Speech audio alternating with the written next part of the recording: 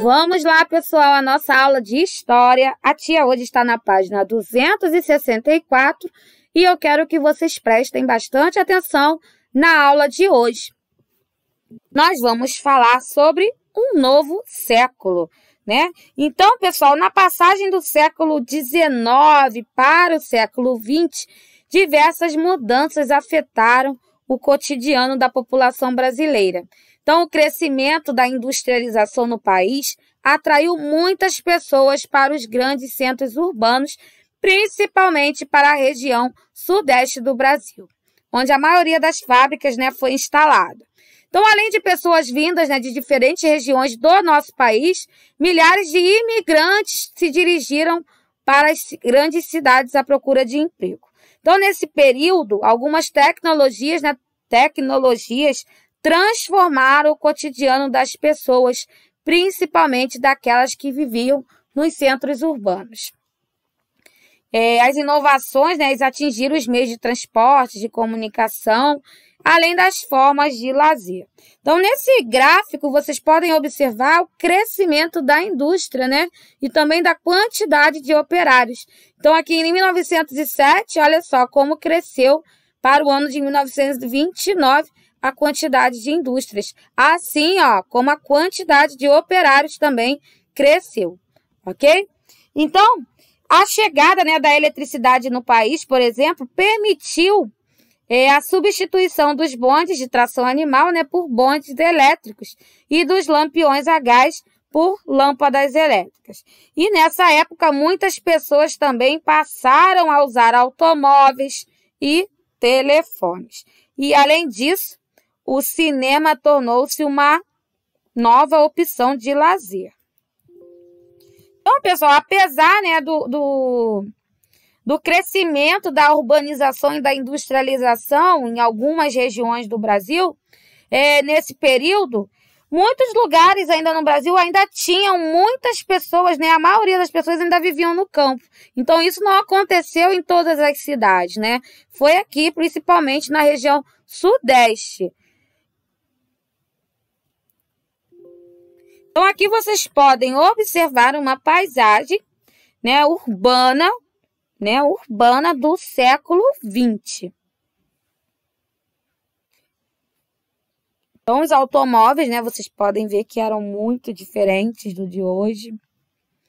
As avenidas não eram tão cheias. Então, como naquela época, isso tudo era novidade, hoje, para a gente, nós podemos ver, que tudo se transformou, mais ainda. Então, a modernização continuou, Então, continuou acontecendo as mudanças ao longo dos anos até os dias de hoje. Dá para ver aí na fotografia. Então, as indústrias no Brasil.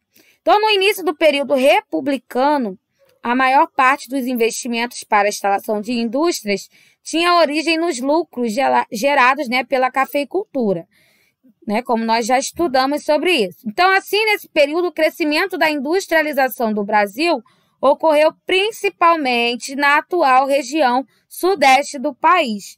Então, entre as principais indústrias, estavam as de tecelagem e as de produções de alimentos.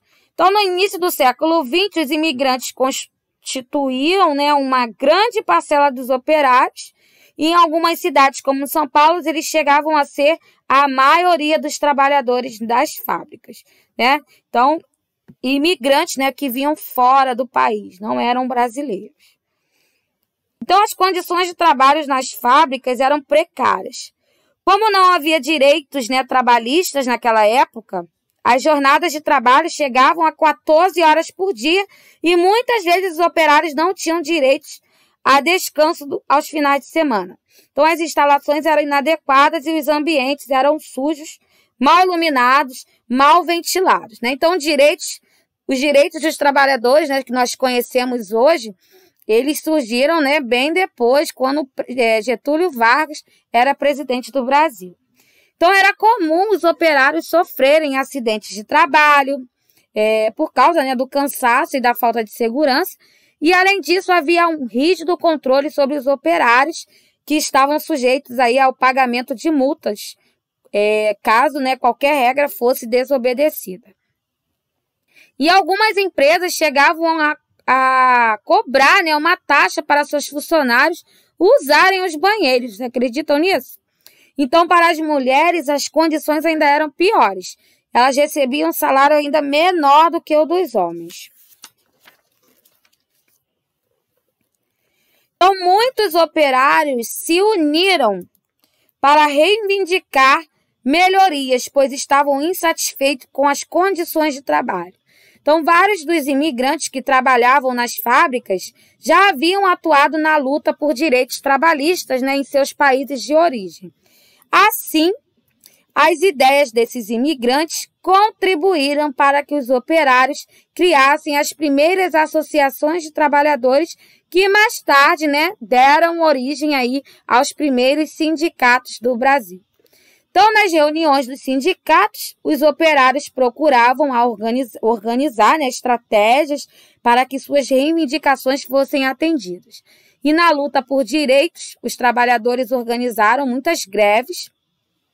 Entre suas reivindicações estavam a redução da jornada de trabalho, que mais tarde, né, eles conseguiram conquistar, maior segurança nas fábricas, aumento salarial, férias remuneradas e também proibição do trabalho para menores de 14 anos. Então, pessoal, a união dos trabalhadores é fundamental, né? Ela foi fundamental para que hoje os trabalhadores tivessem esses direitos conquistados, né? Então, eles conseguiram as 8 horas, hoje em dia é lei, né? O trabalhador trabalhar 8 horas diárias de trabalho, conseguiram também conquistar as férias remuneradas, licença maternidade, né, carteira de trabalho assinada com todos os seus direitos, pagamento de horas extras, né, um salário mínimo, então, e o descanso semanal também. Então, com muita luta, né, os trabalhadores conseguiram conquistar aí os seus direitos. Ok, pessoal? Então, hoje, nossa aula fica por aqui. Vamos fazer agora as páginas 266 e 270. E não esqueça que hoje vocês ainda terão aula de matemática. Beijinhos, até a próxima aula!